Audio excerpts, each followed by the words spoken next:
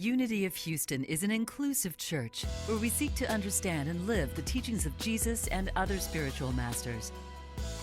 At Unity, we welcome all people from all spiritual paths and every walk of life. We celebrate the diversity of our city and of our world, and we teach love, tolerance, and oneness, seeking to live in harmony with open minds and open hearts. Wherever you are in your spiritual path, you are always welcome at Unity. Join us and discover that the life of your dreams is already within you.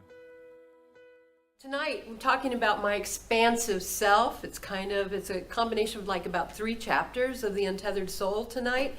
But I'm going to start with this part of us that puts together a facade. You know, it's the part of us that accumulates beliefs and ideas about ourselves, and we project those, and we run interference in all of our relationships by projecting only those things out there, that kind of thing. There's lots of ways that this paradigm is described. It's ego, it's all kinds of things. The way he describes it is a lot less clinical and a lot more from the inside. So this is Michael Singer's words. He says, "You are not your thoughts. You're aware of your thoughts. You are not your emotions. You feel your emotions. You are not your body. You look at it in the mirror and experience this world through its eyes and ears. You are the conscious being who's aware that you are aware of all of these inner and outer things.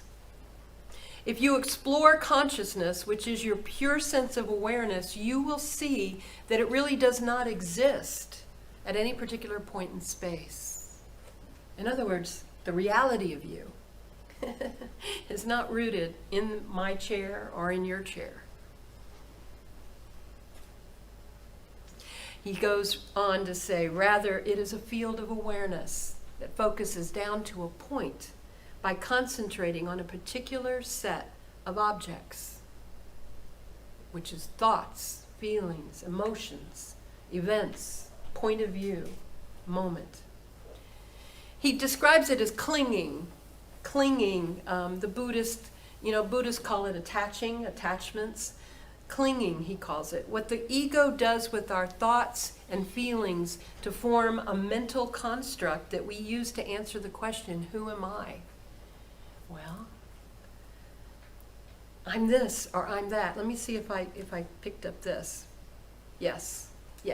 So the next part, he goes into it. He says this: "You try to hold a consistent set of thoughts and concepts in your mind, such as, I am a woman. Yes, even that is a thought or concept held in your mind. Ooh. You are holding on to that, and you are neither male nor female. You are the awareness who hears the thought and sees a woman's body in the mirror. But you cling tightly to these concepts. You think, I'm a woman of a certain age, and I believe in one philosophy versus another. But you literally define yourself based on what you believe. I believe in God, or I don't believe in God. I believe in peace and nonviolence, or I believe in the survival of the fittest. I believe in capitalism, or I believe in neo-socialism. All of these are constructs. They're mental images. They're decisions. And frankly, they change, don't they? Usually throughout your life. You may not think your womanhood, maleness, but we know that those things shift too. You take a set of thoughts in the mind and you hold on to them. You make a highly complex relational structure out of them and then present that package as who you are." He says, but it's not who you are. It's just the thoughts you've pulled around yourself in an attempt to define yourself. You do this because you are lost inside. Now, I know, breathe. I'm going to ask you to breathe with me. I'm sure some of you want to walk out, but don't walk out yet, because this is really going to end good. You may be feeling threatened to hear this description, but recognize it's not the truth of who you are, and it's not the true you that is frightened, but your ego or your psychic mind idea of who you are. not who or what you really are. Who or what you really are is so big, much bigger than that. So much amazing energy. So unique. It can't be named, and it can't be constructed with thoughts, and it can't be homogenized or contracted into a thumbnail description of who you are, or even a point in time. You know why? Because time doesn't exist where it lives. Michael Singer says, you also want the people around you to have done the same thing. Yeah. You want people to be steady enough so that you can predict their behavior. If they aren't, it disturbs you. This is because you've made your predictions of their behavior part of your inner model. This protective shield of beliefs and concepts regarding the outside world acts as insulation between you and the people you interact with. By having preconceived notions about other people's behavior, you feel safer and more in control. Imagine the fear you would feel if you let the entire wall down. Who have you ever allowed directly into your true self without the protection of your mental buffer? Why, he says, nobody, not even yourself. Not really. You know, we talk about this authentic self as though we know it. But we really are trying to discover it, aren't we? We're trying to feel where it exists. We're trying to knock on its door and have it come out in a way we can identify and engage with it. But most of the time, when we least expect it, we are being it and projecting it and shining it. And then we escape from it and go back into our heads again. We go back into the cuckoo clock up here. We keep going back up here when we should be staying right here. It's startling to consider that you and I are only projections of our inner selected thoughts about what we identify with, and so are the experience we have of others. So what's wrong with that? It keeps us safe, right? Makes it handy to know how to treat and interact with others, right? The problem is, it is the key to all of our suffering and all of our pain. And as long as we engage in it, pain and suffering will always be a part of our experience, will always be rubbing up against, feeling less than, feeling greater than, feeling less than, feeling greater than, feeling less than. Because we can never be who we really are, which is wonderful all the time. Because we have a construct that burdens us. Singer says, you will feel panic deep inside, and you'll be unable to get your bearings if you let the wall down. This is what people feel when something very important outside does not fit their inner model, right? When somebody does something unexpected, something out of character for them, something outside of your belief system, something that you don't agree with, boom, bang, crash, explosion, upset, right? I'm leaving. This is over. I'm not having any of this. You know why? Because my construct's shaken, and I gotta put some walls back up. He says the facade ceases to work and begins to crumble. And when it can no longer protect you, you experience great fear and panic. He says, however, you'll find that if you're willing to face that sense of panic, there is a way to go past it. Interested? You can go further back into the consciousness that is experiencing it, and the panic will stop. That's where we're knocking at the door of the authentic self. Breathing deeper, deeper, deeper, deeper. Here. Not thinking about it. Not remembering. Not thinking. feeling, staying expectant, open. Then there will be great peace, he says, like nothing you've ever felt. That's the part very few people come to know, that it can stop. The noise, the fear, the confusion, the constant changing of these inner energies, it can all stop. You thought you had to protect yourself. So you grabbed onto the things that were coming at you and you used them to hide.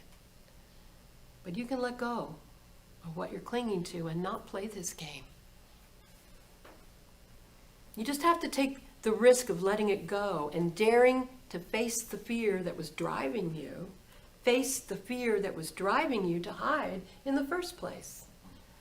Face the fear. Then you can pass that part of you and it will all be over. Even, yes, for the moment, but it will be over. And you didn't know that. You thought you had to keep running because it came. It will stop at last. No more struggling, just peace. In my life, there's a current awareness in me that I'm working with right now. This is what happens.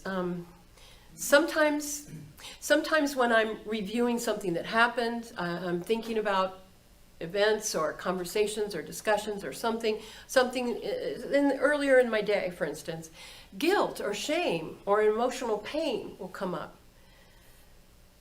And some thought that I was just having created this in me. I suddenly realized that I wasn't feeling that at the time. I wasn't feeling that guilt or shame or emotional pain, but thinking back over that event or thinking now about it, a thought arises.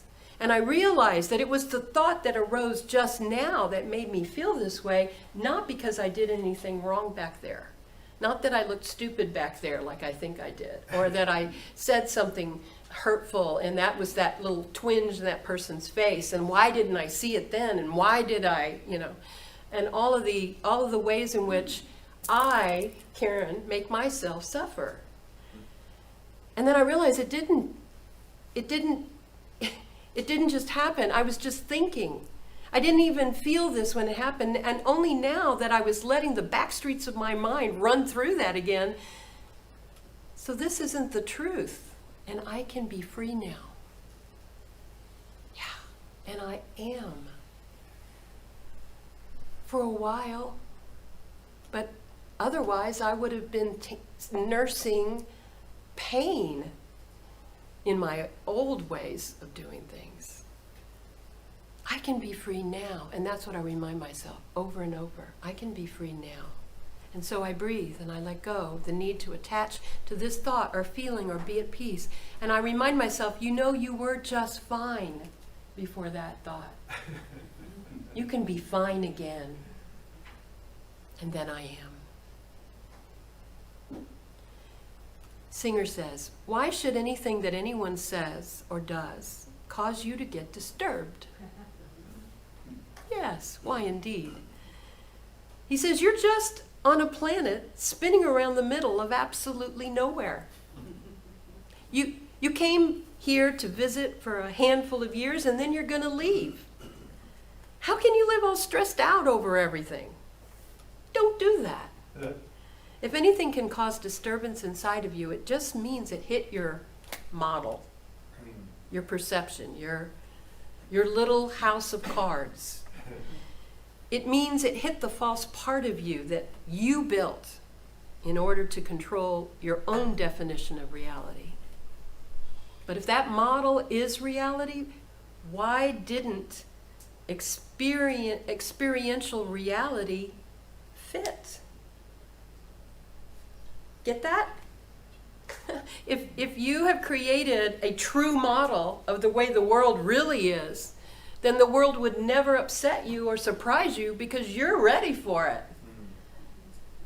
It's only because you have a mistaken notion based on a lot of other ideas and things from the past that is a distortion of what reality is, and reality keeps reminding you, take that wall down. Take that down. Singer says there's nothing you can make up inside your mind that can ever be considered reality. Even our wonderful brain, there's nothing you can make up inside your mind that can ever be considered reality. I know you want to argue with me, don't you? There's nothing you can make up inside your mind that can ever be considered reality. Because where do your thoughts come from? They come from your experience, from your past. They don't come from right now. They come from back there somewhere, some combination of chemicals and brain chemicals and distortions and hormones and teachings that people taught you and voices in your head and a combination of all that mess. It's how we work and navigate. It's how we try to keep ourselves safe, I know. But safe from what? Life. And you don't need your construct of your identity to protect yourself from the world. So you don't need to shore it up when the world hits up against it. Let it fall. There's a Bedouin proverb that says, truth may walk through the world unarmed. You're that. And your beautiful, open heart forward, unprotected, undefended, breathing into it, soft and open as you can make it, as many ways you can keep it open, as long as you can keep it open, practicing staying open to everything. It is not injured by the world. It is not injured. Pain happens, y'all. Pain does happen. Am I pretending that pain doesn't happen in this world? No, it happens. But if you have your heart open, you only have to feel it once, not over and over and over and over and for the rest of your life. Unconditional happiness. Singer says, people tend to burden themselves with so many choices, but in the end, you can throw it all away and just make one basic underlying decision. Do you want to be happy, or do you not want to be happy? Make you choose right now. Happy, not happy. He says it's really that simple. Once you make that choice, your path throughout life becomes totally clear. No, I want to be happy. He says, we say we want to be happy, but we think it isn't in our control. We have preferences about what that is. Sound familiar? Singer says, someone might say, well, of course I want to be happy, but my wife left me. In other words, they want to be happy, but not if their wife leaves them. But that wasn't the question. The question was very simply, do you want to be happy or not? If you keep it that simple, you'll see that it really is under your control. It's just that you have a deep-seated set of preferences that gets in the way. You have to give an unconditional answer. Unconditional happiness is the highest technique there is. It is one of the aspects of enlightenment, to choose to be happy underneath everything. I know you're thinking, that's inconsistent with anything I have ever experienced before, Karen, and I have 6 reasons why you're wrong. I know. But listen to this. This very morning, before I woke up, I had a dream. It was, I guess, a bit of a lucid dream, slightly. I had the image of some faceless, shadowy beings right over here. They were some people that I was aware that I knew them, but they didn't have faces. But I knew who they were. But I didn't really have I didn't have a relationship with them. They didn't have particular significance to me or connection. And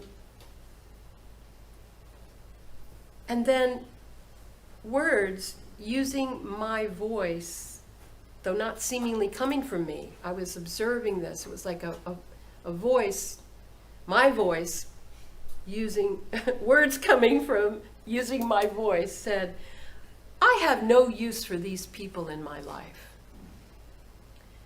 And then an overwhelming, strong constriction right in my heart followed immediately. And in my solar plexus, I mean sharp constriction, pain, along with a bad emotional feeling. Like I also felt, it made me feel badly emotionally. Not that I was bad or ashamed, but just a bad feeling and a constriction, a real sharp pain. And I considered, why did it hurt so bad and make me feel so emotionally bad? I don't really even identify with who or what this means, when these were just nebulous people that didn't seem to have a direct connection in my life at all. And then I realized, still not wakened, I realized that to love myself as I do, I cannot excise others out of my life or out of my love. I have to find a way to love them, no matter what my relationship with them is or is not.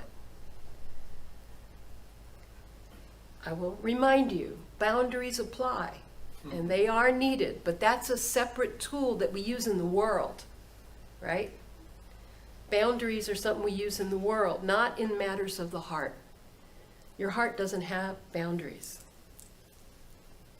There are no lines here. Boundaries are what we use to keep ourselves safe. You don't bring toxic people into your house. You don't invite them to live your life when they can't behave themselves with you. That's not okay. That's what you use that for. You keep them at arm's length. But in your heart, where they are, wherever they stay, you have to find a way to love them. Because you don't want to suffer because of them. You want to include them. In order to be intact and whole, I have to find a way to accept, to include their existence as part of me, or I cannot be whole. And that's when I suffer. And that's when I hurt. And that's when I'm not enough, or feel like I'm not enough. And I start identifying with a caricature of what is really my authentic self back here. But I have created a caricature that I want to suffer with, a suffer doll. This is what is known as unconditional love, y'all. We think God is the only one who does it. It is us. We have to practice unconditional love everywhere. With ourselves first, and everyone else, everything else. It is the staple of the spiritual path. So what Michael Singer is saying is that apparently unconditional happiness is also another staple of the spiritual path. Choosing to be happy does not mean not being emotionally present to what life brings. You're going to grieve. If your spouse leaves you, it hurts. It will kick your butt. Yes. It will teach you lessons. Yes. But if you stay alert and awake, you only have to feel the pain as it processes through you to get you back into your happy state. Your basic happiness is not irrevocably destroyed because of what happens to you. Because what comes, goes. If you simply stay open, no matter what. It's the relentless sunshine of your soul. And you might as well enjoy it.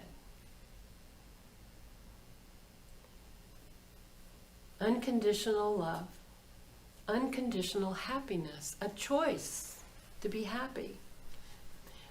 In the same way, and let me show how you can use this, and why I gave you the example of the love thing is because of this. I have learned that I can stay distanced from people who are not good for me, who are doing things I don't want to be a part of. I don't want their life to be bleeding into mine out there, but I will find a way to love them because it's unconditional love, and because I might even help move them further in their path because I'm shining love on them. Okay? So in the same way that your unconditional happiness, your joy can still arise and peek through the openings going through a traumatic or a grief event even. That can happen. In fact, sometimes it has to happen just so you can get some relief from the relentless pain of a deep loss. You've got to be able to laugh somewhere in there, right? Those of you who have lost heavy know the relief it is to discover that you can laugh again. That you have to know that the unconditional happiness is still there. It's still there, and you can choose it. You can choose it. Here's what Singer says. Do you think God likes to be around people that are happy or people that are miserable? It's not hard to tell. Just think about imagining that you're God. You created the heavens and the earth so that you can play and experience yourself. And now you're dropping down to check on your humans. So God asks the first human he sees, "How are you doing?" The human says, "What do you mean, how am I doing?" "Well, do you like it here?" "No, I don't like it here." "Why not? What's wrong?" "The tree is bent in 5 places. I want it to be straight. This person went out with somebody else, and that person ran up a $100 phone bill. This person over there has a nicer car than mine, and that person over there dresses funny, if anybody wants to know. It's just terrible. Plus my nose is too big. My ears, painfully small. My toes are weird. I'm not happy with it. I'm not happy with any of it. I don't like it." So God says, "Well, how about the animals?" "The animals? The ants and mosquitoes bite you. It's a terrible thing. I can't go out at night because there are all these animals out there. They howl and poop all over the place. I just don't like it." Do you think God likes listening to all this? He says, "What do you think? I'm a complaint department?" Then he goes and visits somebody else, and again he asks, hopefully, "How are you doing?" This person says, "I'm ecstatic." God says, "Wow, well, how do you like things?" "They're beautiful. Everything. Everywhere I look, I just see that everything creates waves of joy inside of me. I look at that bent tree, it just blows me away. The ant comes and bites me, and it's just so amazing that a tiny ant could be brave enough to bite a giant like me." Now, you can guess who God wants to hang out with, right? One of the ancient names for God in the yogic tradition is Satchitananda, eternal conscious bliss. God is ecstasy. God is as high as it gets. If you want to be close to God, learn to be joyful. If you remain spontaneously happy and centered, no matter what happens, you will find God. That's the amazing part. Yes, you'll find happiness, but that's nothing compared to what you're really going to find. Once you've passed through trial by fire and you are thoroughly convinced that you will let go, open, no matter what, then the veils of the human mind and heart will fall away. You will stand face to face with what is beyond you because there's no longer a need for you in that way. When you are done playing with the temporal and the finite, you'll open to the eternal and the infinite. Then the word happiness can't describe your state. That's where words like ecstasy, bliss, liberation, nirvana, freedom come in. The joy becomes overwhelming, and your cup runneth over. This is a beautiful path. Be happy. Finally, there's a three-legged stool, at least that I see. Unconditional love, unconditional happiness. The third is unconditional peace. It resides within you, in the same place that unconditional love and unconditional happiness spring forth from. It's from the same, I would say, foundation. Your soul is founded in this reality, and it is always with you and always full on.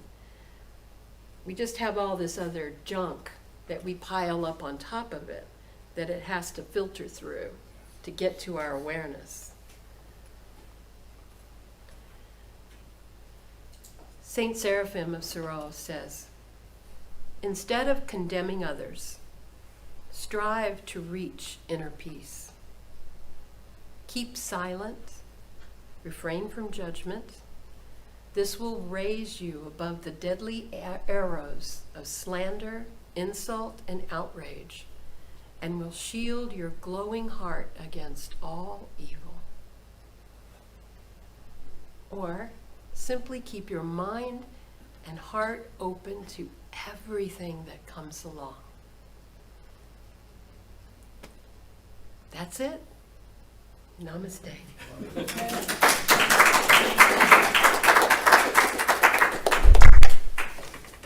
Oh, thank you for that. I really like that book, and it's been a while since I read it. But you started by talking about the authentic self, so I have a question for you something I wonder about. So we have the human self, and we're aware of the human self, and then we can connect with the infinite, eternal oneness. In oneness, is there something between that?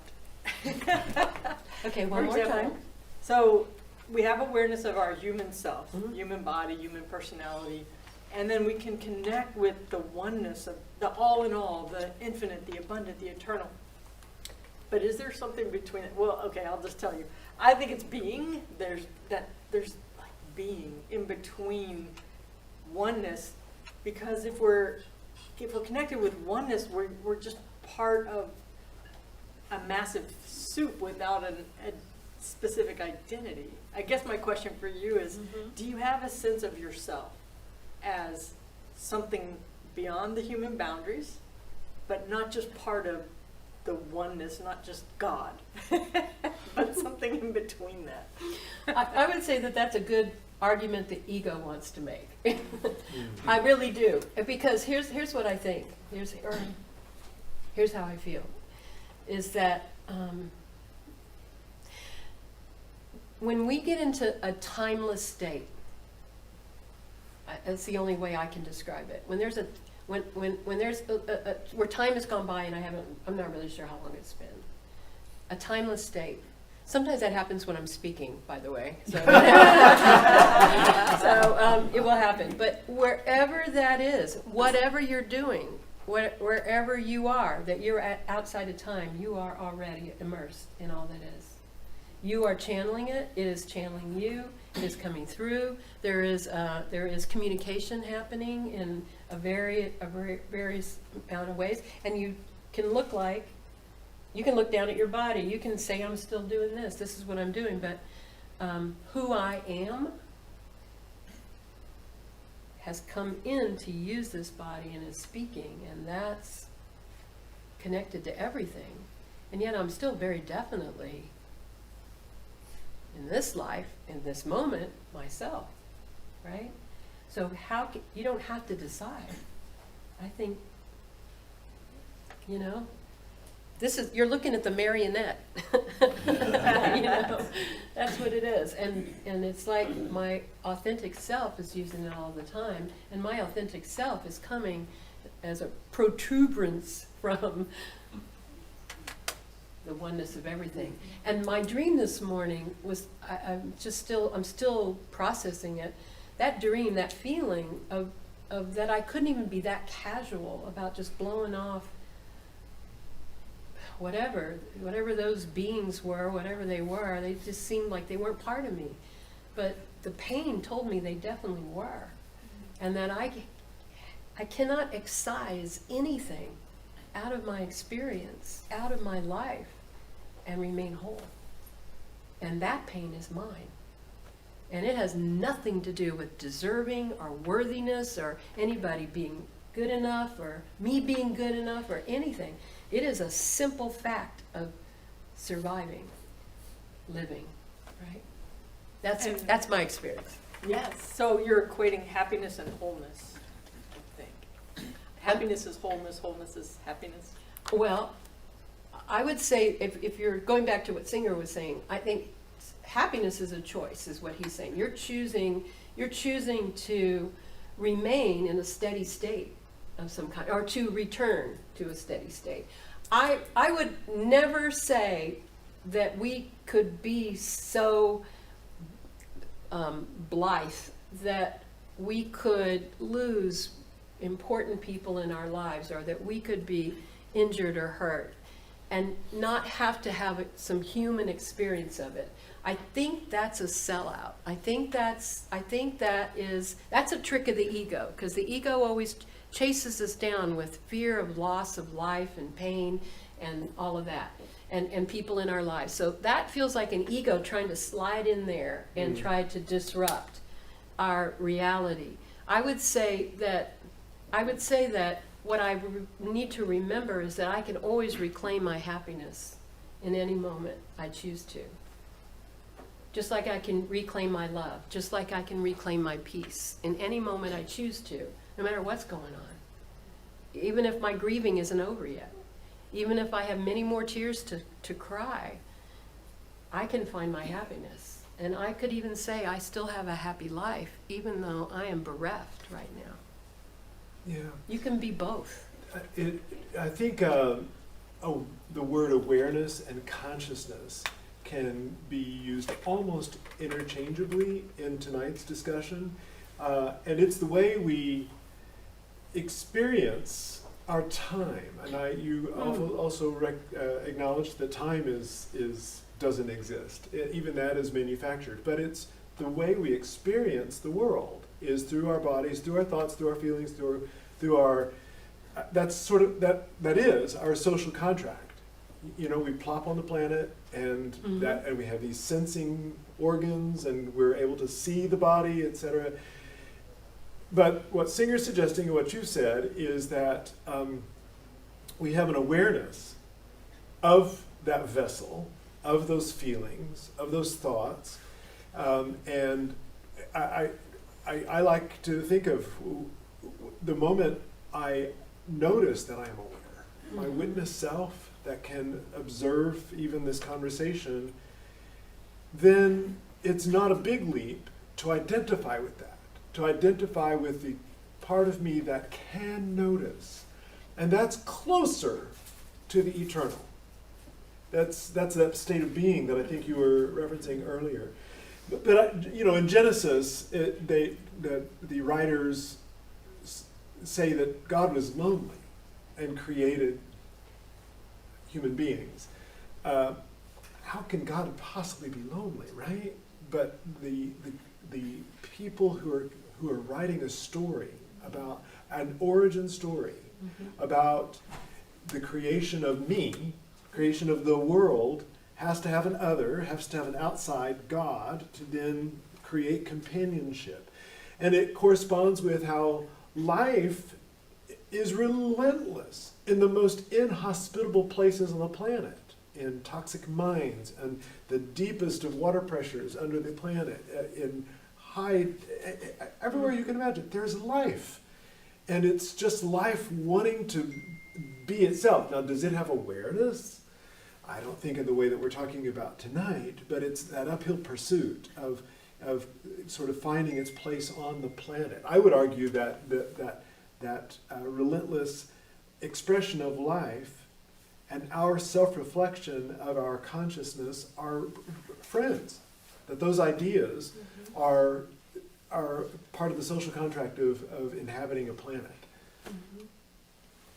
I think we're God's avatars, don't you? There you go. Playing the game, you know? We're just playing the game. And I was just watching Matrix again. It was on TV. And I saw how Mr. Smith keeps embodying whoever happens to be wherever.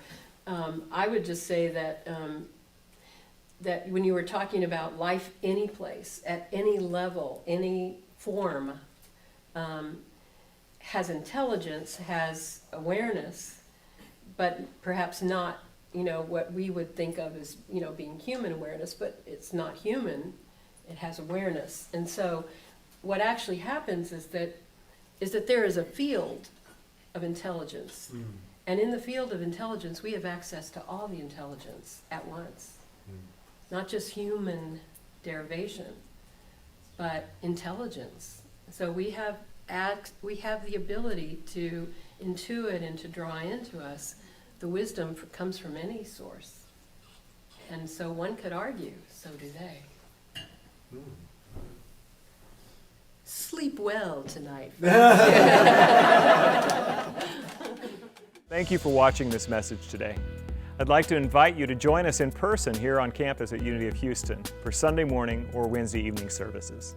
If you can't be with us here on our campus, you can still join us live on Facebook or on our website, unityhouston.org, Sunday mornings at 11 a.m. Central.